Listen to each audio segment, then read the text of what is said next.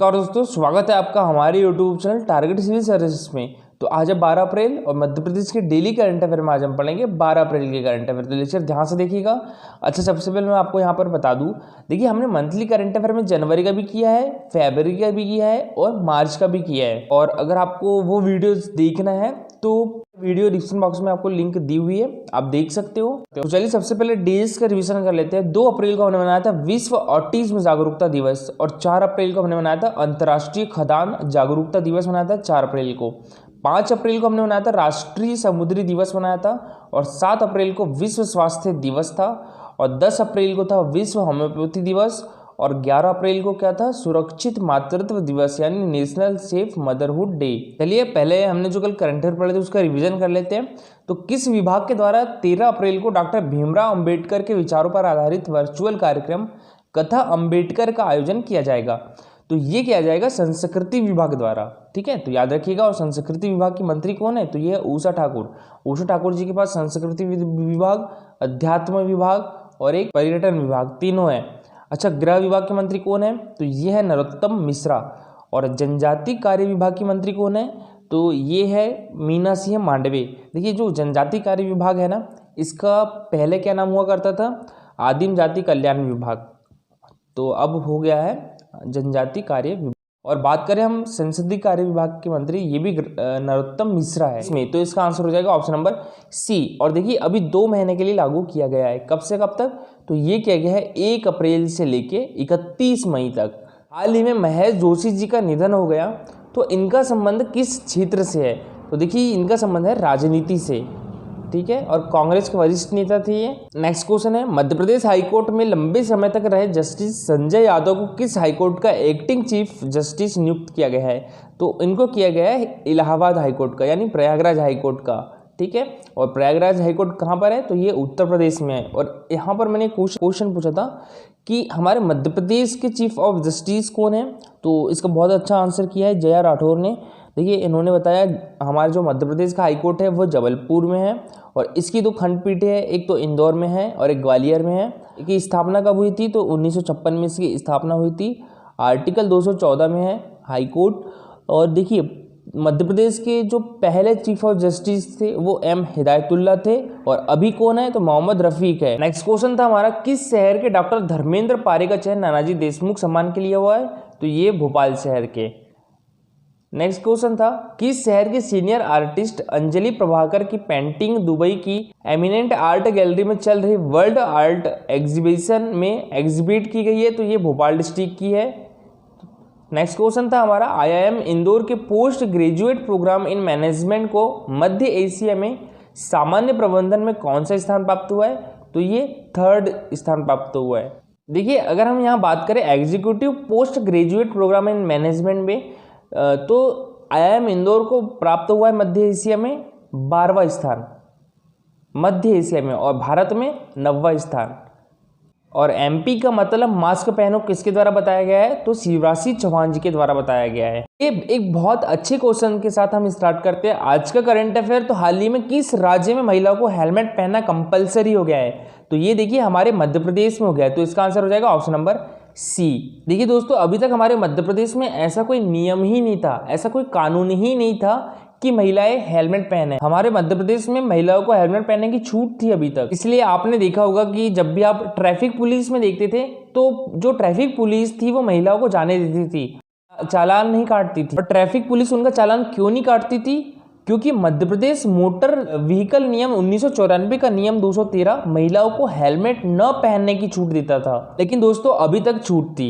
अब क्या है, ये है हिमांशु दीक्षित। इन्होंने 2019 में हाईकोर्ट में एक पिटीशन दायर की, तो इनकी पिटीशन पर ही मध्य प्रदेश हाईकोर्ट ने अब महिलाओं को जो हेलमेट पहनना कंपलसरी कर दिया है। देखिए हिमांशु दीक्षित ने इस पीआईएल से पहले 4 महीने रिसर्च की, नियम की पुष्टि के लिए कई अधिकारियों से बात की और आरटीआई लगाने के बाद पता चला कि यहाँ तो नियम ही नहीं है। तो इससे पहले अगर हम बात करें तो 2018 में चंडीगढ़ के साथ यूनियन टेरिटरी हरियाणा और पंजाब में यह नियम, और फिर 2015 में तमिलनाडु में और साल 2014 में दिल्ली में नियम बदले गए थे। और इसके बाद 3 मार्च को मध्य प्रदेश में एक नोटिफिकेशन जारी किया और यहाँ भी नियम बदल दिए गए हैं। यहाँ देखिए ऐसा ज़रूरी नहीं कि चालान के लिए आप हेलमेट पहनिए या चालान नहीं कट रहा है इसलिए हेलमेट पहनिए, अपनी सुरक्षा के लिए भी हेलमेट पहनना बहुत ज़रूरी है। तो आपसे कहना चाहूँगा कि बिना हेलमेट के बाइक से निकले ही ना। चलिए अब देखते हैं हम नेक्स्ट क्वेश्चन। राज्य शासन द्वारा किस जिले में स्थित प्राचीन स्मारक श्री गिरिराज जी के मंदिर को राज्य संरक्षित स्मारक के रूप में घोषित करने के आशय की सूचना जारी की गई है? तो ये की गई है श्योपुर डिस्ट्रिक्ट के। तो इसका आंसर क्या हो जाएगा? Option number C. ठीक है, श्योपुर डिस्ट्रिक्ट। और देखिए श्योपुर डिस्ट्रिक्ट में डूंडर की गली में स्थित प्राचीन स्मारक श्री गिरिराज जी के मंदिर को राज्य संरक्षित स्मारक के रूप में घोषित करने के आशय की सूचना जारी की गई है। और यहाँ लगभग आधा हेक्टेयर क्षेत्र को मध्य प्रदेश प्राचीन स्मारक एवं पुरातत्वीय स्थल तथा अवशेष अधिनियम 1964 के अंतर्गत यह सूचना जारी की गई है। नेक्स्ट क्वेश्चन है हमारा, 11 अप्रैल से मध्य प्रदेश के किस शहर से कोरोना टीकाकरण महोत्सव का शुभारंभ किया गया? तो ये हमारे मध्य प्रदेश की राजधानी भोपाल से किया गया। तो इसका आंसर क्या हो जाएगा? Option number B. और ये टीका महोत्सव कब से कब तक चलेगा? तो ये चलेगा 11 अप्रैल से 14 अप्रैल तक, डॉक्टर भीमराव अंबेडकर की जयंती तक ही चलेगा। शहर में कोरोना टीकाकरण महोत्सव शुरू किया जा रहा है और इस दौरान अलग अलग इलाकों में 325 से भी ज़्यादा टीकाकरण केंद्र बनाए जाएंगे और इन सभी केंद्रों पर एक दिन में 40,000 से भी ज़्यादा हितग्राहियों को टीका लगाने का लक्ष्य रखा गया है। कहाँ पर? भोपाल में। और ऐसे में 11 से 14 अप्रैल तक चलने वाले इस महोत्सव के दौरान 1.5 लाख से ज़्यादा हितग्राहियों को टीका लगाने का लक्ष्य रखा गया है। नेक्स्ट क्वेश्चन हमारा, मध्य प्रदेश की पहली टेलीमेडिसिन हॉस्पिटल किस जिले में बनेगी? तो ये बनेगी जबलपुर डिस्ट्रिक्ट में, हमारे मध्य प्रदेश की संस्कारधानी में। तो इसका आंसर हो जाएगा ऑप्शन नंबर डी। और ये जबलपुर पाटन विधानसभा की कटंगी अस्पताल प्रदेश की पहली टेलीमेडिसिन हॉस्पिटल बनने जा रही है, जहां मरीजों को एम्स में बैठे डॉक्टरों का इलाज मिल सकेगा और इसकी शुरुआत जल्द ही की जाएगी। देखिए यहाँ नाम से ही प्रतीत होता है टेलीमेडिसिन हॉस्पिटल, यानी टेली हेल्थ एक अम्ब्रेला टर्म होता है ये, जहाँ पर सभी प्रकार की जो हेल्थ सर्विसेज है वो प्रोवाइड कराई जाती है। किसके माध्यम से? टेली कम्युनिकेशन टेक्नोलॉजी के माध्यम से। तो यहाँ पर भी अब ऐसा ही होगा, जबलपुर में एम्स के डॉक्टर लोग यहाँ पर टेली कम्युनिकेशन के माध्यम से ट्रीटमेंट करेंगे। नेक्स्ट क्वेश्चन है, मध्य प्रदेश के किस जिले में 3.9 तीव्रता भूकंप के झटके महसूस किए गए हैं? तो देखिए ये किए गए अनूपपुर में। तो इसका आंसर क्या हो जाएगा? Option number C. देखिए मैं आपको यहाँ पर अनूपपुर की लोकेशन बता रहा हूँ, ये है अनूपपुर और इसके साइड में है छत्तीसगढ़।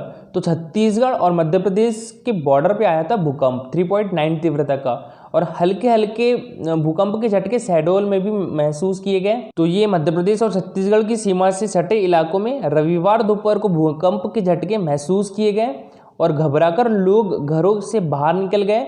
लोगों का कहना था कि कुछ सेकंड तक दीवारें, पंखे और सामान हिलने लगे और लोगों ने इस कंपन को स्पष्ट महसूस किया है। और मौसम विभाग के अधिकारी वेद प्रकाश सिंह के मुताबिक जमीन में 10 किलोमीटर की गहराई पर 3.9 तीव्रता का भूकंप था। नेक्स्ट क्वेश्चन है हमारा, दिव्यांग प्रीमियर लीग 2021 में मध्य प्रदेश के किस जिले के दिव्यांग क्रिकेटर ब्रजेश द्विवेदी मुंबई आइडियल्स की कप्तानी करेंगे? तो ये है मध्य प्रदेश के सतना डिस्ट्रिक्ट के। तो इसका आंसर हो जाएगा ऑप्शन नंबर बी। देखिए जैसा हमारे देश में IPL चल रहा है ना, वैसे ही एक दिव्यांग प्रीमियर लीग 2021 का आयोजन भी किया जा रहा है BCCI की ओर से। तो ये कहाँ पर हो रहा है? ये UAE में हो रहा है, UAE के शाहजहां स्टेडियम में करा रही है। ठीक है, कौन सी? दिव्यांग प्रीमियर लीग। ये BCCI की ही अधिकृत एक संस्था है और इसमें मध्य प्रदेश के सतना जिले के दिव्यांग क्रिकेटर ब्रजेश द्विवेदी मुंबई आइडियल्स की कप्तानी संभालेंगे। और ये लीग कब से स्टार्ट हुई? ये हुई है 10 अप्रैल से। और ब्रजेश द्विवेदी जी के साथ मध्य प्रदेश के इनके साथ और 3 खिलाड़ी है, मतलब इस लीग में हमारे मध्य प्रदेश के 4 खिलाड़ी है। अच्छा यहाँ पर आप एक क्वेश्चन बताइए, IPL में मध्य प्रदेश के 2 खिलाड़ियों का चयन हुआ है, तो वो कौन कौन से हैं? और इसमें 4 खिलाड़ी कौन कौन से हमारे मध्य प्रदेश के खिलाड़ी? एक तो सतना से ब्रजेश द्विवेदी और अंकित सिंह बघेल, उज्जैन से है माखन सिंह राजपूत और ग्वालियर से कौन है? सूरज मनकेले। और यहाँ BCCI सूत्रों का कहना है कि विभिन्न राज्यों से 90 चुने हुए खिलाड़ियों को 6 टीमों में विभाजित किया गया है, जिसमें मुंबई आइडियल्स की कप्तानी ब्रजेश द्विवेदी जी के द्वारा की जाएगी और यह मध्य प्रदेश के सतना डिस्ट्रिक्ट से है। नेक्स्ट क्वेश्चन है हमारा, मध्य प्रदेश में हाईवे प्रोजेक्ट के लिए केंद्र सरकार से कितने रुपए की मंजूरी मिल गई है? तो देखिए यहाँ पर मिल गई है 726 करोड़ की मंजूरी। तो इसका आंसर हो जाएगा ऑप्शन नंबर बी। और देखिए यहाँ पर हमारे केंद्रीय सड़क एवं परिवहन मंत्री का ट्वीट देख सकते हो, for Madhya Pradesh ministry of road transport and highway has sanctioned 14 road development project of 291 kilometre worth ₹726 crore for the state of Madhya Pradesh. और देखिए जो हमारे मध्य प्रदेश के नेशनल हाईवे 572 किलोमीटर अपग्रेडेशन में कितनी लागत आएगी, तो ये आएगी 17 करोड़ रुपए लगभग। मध्य प्रदेश में 726 करोड़ रुपए के हाईवे प्रोजेक्ट को केंद्र सरकार की हरी झंडी मिल गई है। और ये सड़क परिवहन और राजमार्ग मंत्रालय ने मध्य प्रदेश में सड़क विकास प्रोजेक्ट को स्वीकृति दी है। दोस्तों अभी कुछ दिन पहले नितिन गडकरी जी का ट्वीट आया था, उन्होंने बताया था जिस स्पीड से हमारे भारत में रोड बन रही है तो वो पूरे विश्व में प्रथम स्थान पर है। हमारे भारत में लगभग प्रतिदिन 37 किलोमीटर रोड बन रही है और इसमें जो हमारा भारत है वो प्रथम स्थान पर है। देखिए कल का हमारा क्वेश्चन था निमाड़ उत्सव मध्य प्रदेश के किस जिले में मनाया जाता है, तो ये मनाया जाता है खरगोन डिस्ट्रिक्ट में। तो इसका आंसर क्या हो जाएगा, ऑप्शन नंबर सी। और देखिए सभी लोगों ने बहुत अच्छा आंसर किया है इसका, और खुशबू गुप्ता और अंबिका इन दोनों ने भी बहुत अच्छा आंसर किया है, ठीक है। और देखिए प्रॉपर आंसर करते रहिए, कमेंट करते रहिए, ठीक है। और इसका आंसर बताइए, ये एमपी पुलिस का क्वेश्चन है प्रीवियस ईयर का। 2011 की जनगणना के अनुसार मध्य प्रदेश में कितने मंडल है, ठीक है। तो इसका आंसर आपको बताना है और ये रहे ऑप्शंस। और दोस्तों लाइक और कमेंट में कंजूसी मत किया करिए, कमेंट में आंसर बताइएगा। और ये हमारा टेलीग्राम चैनल और ये हमारा इंस्टाग्राम चैनल, अगर आपको हमारे वीडियो की प्रॉपर नोटिफिकेशन चाहिए तो वो भी आपको टेलीग्राम चैनल पर मिल जाएगी। और टेलीग्राम चैनल पर होता है डेली 20 क्वेश्चन का क्विज, तो आप ज्वाइन कर सकते हो। दोस्तों लेक्चर अच्छा लगा हो तो लाइक और शेयर जरूर करिएगा। Thank you for watching this video.